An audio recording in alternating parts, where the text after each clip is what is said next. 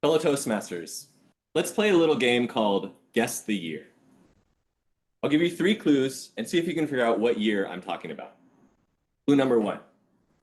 COVID did not exist yet. Clue number 2. The #1 movie at the box office was Star Wars: The Last Jedi. So not Return of the Jedi, but The Last Jedi. Anybody think they know it yet? Any movie buffs? Maybe? Okay, I'll give you the 3rd clue. Third clue is it's the year that Donald Trump took office as president of the United States. So very close. Got it, 2016. That is when Trump was elected. 2017. 2017 is when he took office. Is that what you were thinking? I was thinking 2018. Very close. All right. So the official answer, 2017, which also was the year that I started working in Pathways, the educational program for Toastmasters. And I gave my first icebreaker speech October of 2017. I've been working on the same path for the last 6 years. And today I'm finally giving the final speech in that path. I'm proud of this accomplishment. I'm not so proud about the fact that it took me over 6 years to do this. I did a little Googling, and I guess on average, you should be able to complete a path in about 2 years. So I'm definitely no Usain Bolt when it comes to speeding through my Toastmasters projects. I'm more like the tortoise in the fable. I'm slow, I'm steady, but eventually I got here to the finish line. And a lot can change in 6 years. So for example, back in 2017, this is what I looked like. Oh, it's not coming up in there. Oh, there it goes. This is what I looked like, me and my wife and our 2-year-old daughter, Noelle. And now 6 years later, a lot has changed. This is our family now. Noelle is now 8. I don't think I could put her on my shoulders anymore. We have a dog now, and we have a Celeste, our 5-year-old, who didn't even exist back in 2017. That's okay, I'm gonna stop sharing. Thank you. Oh yeah, that's much clearer. Thank you, Oksana.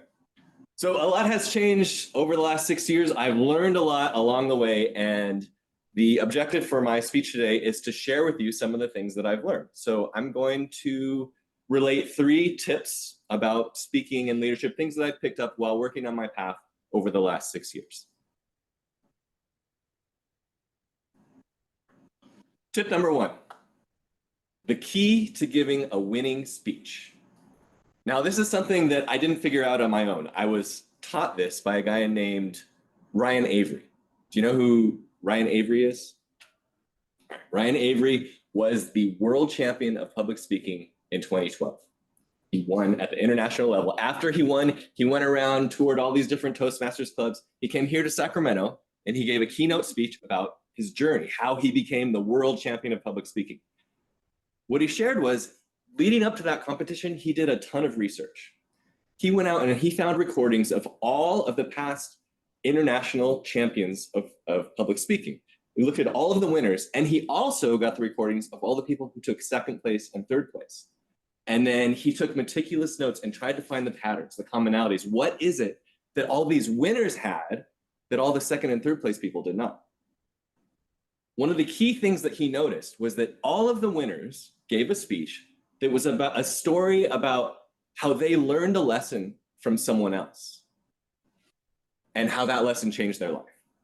And I think this is a really powerful approach, because it's not the speaker getting up and saying, hey, everybody, look at me, I'm the best, I'm so smart, let me tell you how to live your life. It's the speaker coming up with humility and saying, hey, everybody, look, I know I'm not perfect. I've had shortcomings, but I've gotten help from people in my life. It could be a parent, a mentor, a complete stranger off the street. And they taught me something that changed me. And now I want to share that with you. It's a really powerful, relatable approach. And I'm not saying every Toastmaster speech has to use this formula, but there's all different kinds of speeches. But if you're entering a contest, if you're trying to inspire people, if you're competing against a lot of other really great speakers, then this is a technique that can lead to a winning speech. Tip number 2, the key to being a successful leader. Now, I've had the opportunity to serve as an officer in this club, many officer roles, including club president multiple times. And what I found over the years is the key to being a successful leader is you have to ask for help. You can't do it all on your own. You need to rely on your team members, and you need to get help from volunteers. So how do you do that? Let's go through little hypothetical situation. Let's say you're a club officer and we've got an open house coming up and we need to find a volunteer, someone to step up to organize and run the open house. How would you go about soliciting a volunteer? You ask? You ask. Well, how do you ask? What does that mean? Can you give an example? Approach person and say, we need help with X, Y, Z. I think you'd be really great with it. Would you mind helping? We're really struggling. That is excellent, Oksana. That is exactly what I had in mind. Obviously, you've had some experience in leadership roles as well. And I want to contrast that with another approach that I often see, which is just the group ask, whether in the meeting or a group email, and it's, hey, everybody, we have this open house coming up. We need someone to volunteer. Can anybody help out with it?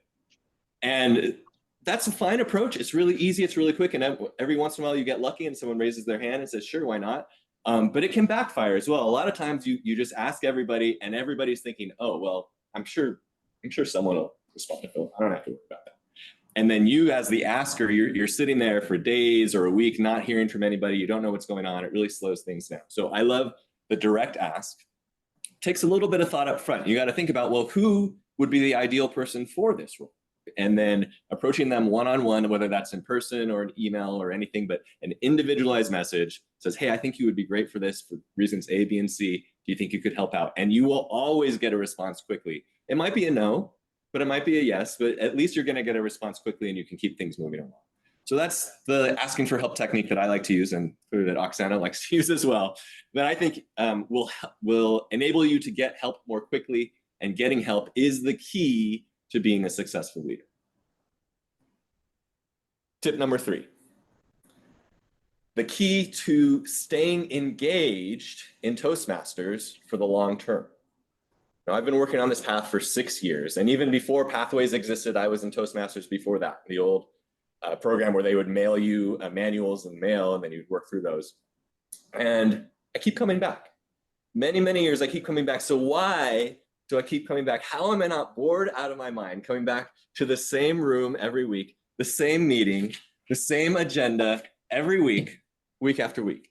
And for me, one of the keys has been that I've gotten involved in Toastmasters activities outside of our club. And we all pay $60 every 6 months, but that gets you more than just admittance to this room every Wednesday.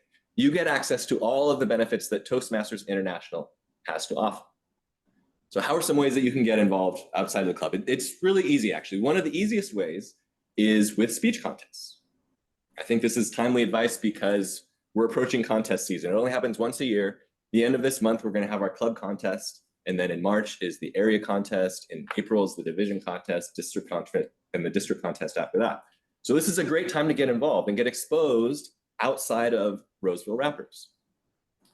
You can volunteer to participate in a speech contest, which is a great way to get involved. And one of the things I love about participating in these contests is it gives you a chance to practice speaking in front of an unfamiliar audience. This is something Bing talked about in her educational moment. How do you get comfortable in front of an audience you don't know? I remember when I gave my first icebreaker speech way back when I joined Toastmasters, I was terrified. I had to get up in front of a group of complete strangers that I didn't know and talk. Now, it's not so terrifying. One, because I've had a lot of practice, but also because you're not strangers anymore. I know you guys. You're my fellow Toastmasters members. Bing and Byron and Bryant, you're my buddies. You're not complete strangers. So it's gotten a lot easier.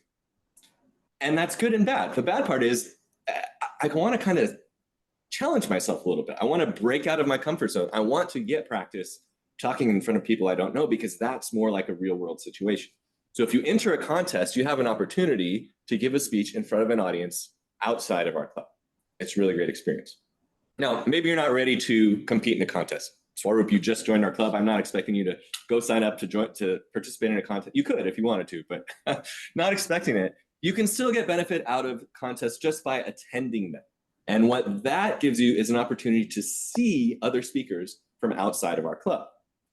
Now, don't get me wrong. I love all the variety of speeches that we get just within our club, whether that's Oksana talking about a trip to Kazakhstan, or Yoli talking about her compulsive buying addiction, or Ken with one of his many speeches about line dancing. It's a great variety of topics. But it does get a little repetitive just seeing the same 10 people giving speeches week after week after week. And if you want to break out of that, if you want to see new speakers who have their own opinions, their own stories to share, their own speaking styles, a contest is a great way to get exposed to that.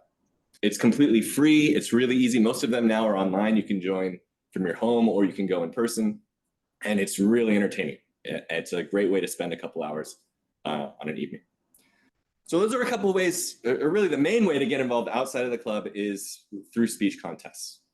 And I think that's one of the main keys to staying engaged in Toastmasters. In conclusion, 6 years is a long time. I've been working on this path. I've learned a lot. These three keys, the keys to giving a winning speech, the key to being a successful leader, the key to staying engaged long-term in Toastmasters. Hopefully you can use them to unlock your potential as a Toastmaster. And who knows, you might even be able to complete your path in less than 6 years. Madam Toastmaster. Amazing. Thank you so much, Phil.